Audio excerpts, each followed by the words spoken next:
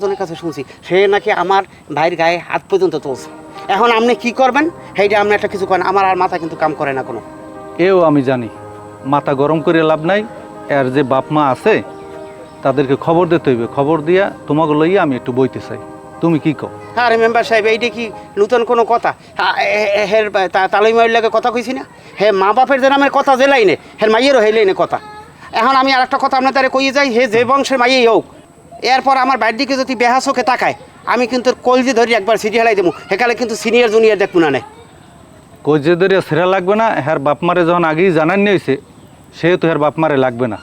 এই ব্যাপারটা নিয়ে আমি বইতে চাই, এবং কি তোমার বাড়ির লাগে আমি নিজেও আলাপ করব। মনে তুমি মাথা গরম করো না, তুমি বাড়ি যাও।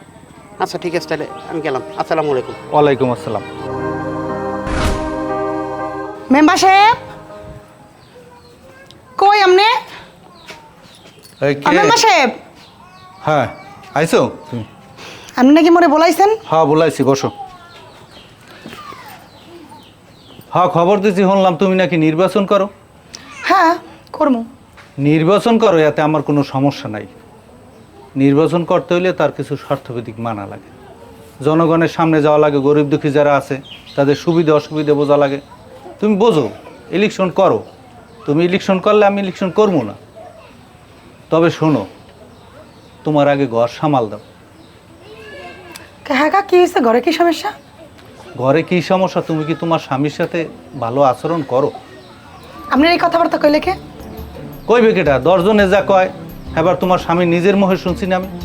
হ্যাঁ তো আপনি শুনবেনই, আপনি মোর বিপক্ষে না।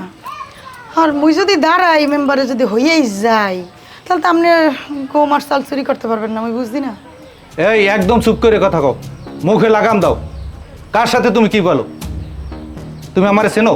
আমার সম্পর্কে তুমি কিছু জানো? জানি জানি, সবই জানি, না জানার কিচ্ছু নাই। যেহেতু আপনিও এলাকায় থাকেন, মুই এলাকায় থাই, বুঝেন না? তুমি আমার সম্পর্কে যা জানো ও দিয়ে আমার কোনো মাথা ব্যথা নাই। তুমি একটু ভালোভাবে চলো, এলাকায় মানিজ্য তোমার নষ্ট করো না। যেভাবে চলাফেরা করতেছো, দিন দিন তো সমাজটারে নষ্ট করতেছো। এইখানে খারাইয়া ফুসুর ফাসুর করো, ওইখানে খারাই ফুসুর ফাসুর করো। তোমার লাগে ছোটো ছোটো পোলাপান, সেগুলির লাগে ঠাট্টা মস্কারি করো। এগুলি কি? শোনেন, আপনি রানিং মেম্বার আছেন, মেম্বারের মতো থাকেন। কার ঘরে কি এলো, কে কি করলো, কমনে গেল, কি করলো, এইগুলো নিয়ে আপনি না মাথা কামাইয়েন না, নিজের তরকার তেল দেন। আরে আমি মাথা ঘামামুখী, কাজ তো আমার এইটাই। মেম্বার চেয়ারম্যানের কাজ কি?